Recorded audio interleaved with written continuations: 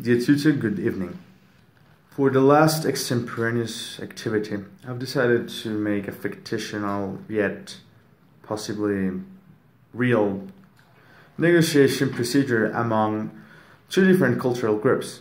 The first one is a high-level company from the automotive sector, let's say could be Honda, could be Toyota, Mitsubishi, from Japan, that they're prepared to make a big business, a big strategy with a Brazilian conglomerate, let's say a media conglomerate as Globo, TV Globo or Folha de São Paulo. The meeting will be held in Brazil, in São Paulo. So first of all, let's say that two common things both nationalities have is the preparation. Both Brazilians and Japanese are really known and keen on being really prepared on the previous events of a negotiation. That means know about a bit of the cultural background of the counterpart, also getting details about the whereabouts and the history of the other business of the other company, a bit of the political situation, a bit on how does the culture affects either both parties in the both negotiation processes. So, first of all, let's say that the first day one is held in a big business center in São Paulo, in Brazil. So, the Japanese will offer a small bow, a reverence, and will greet, yet formally, hierarchically speaking, to the most senior Brazilian representative. The Brazilians are expected to do the same, and the Japanese will handle with both hands their personal card stating their rank, their name, and the position within the company. So, as the meeting starts to develop, the Brazilians will start a big chat of about 20 minutes to half an hour about, let's say, current topics, excluding politics, excluding religion, and excluding personal issues. So that means that the Brazilians could speak a little bit about the Japanese culture, about football. Brazilians are really known as have really good soccer and football clubs and both the national team. Also about food, music, and all the aspects that could reinforce the importance of the culture within their within the background.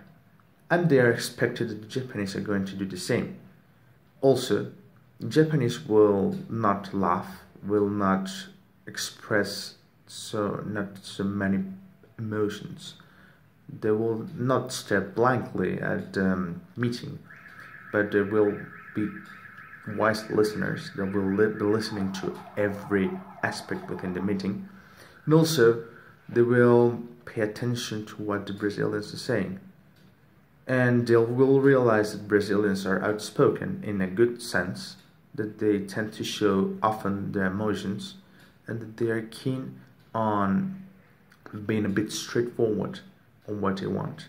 If the Brazilians say to Toyota, okay, the negotiation is about the purchase of, let's say, 50 SUVs, they're going to state it right as the words come out of the mouth. Quite opposite as the Japanese style, that is slow yet direct too. I mean, the Japanese know what they want, but they're not going to express it directly. They will be more careful, they will choose their words, and they will also let the main representative of the company to speak. That is usually the eldest person in the room on the Japanese side, or the one who stays quiet the most of the time, because he or she will be the listener and will be the person that will take the final decision on the agreement. Also, it's not uncommon that the Brazilians will invite for dinner to the Japanese counterpart. Dinner is solely for diversion, for talking about and get a little more trust. That's important for the Brazilians. to really get to know whom they are negotiating with, to have an idea, a clear idea of what they want to get from the other part.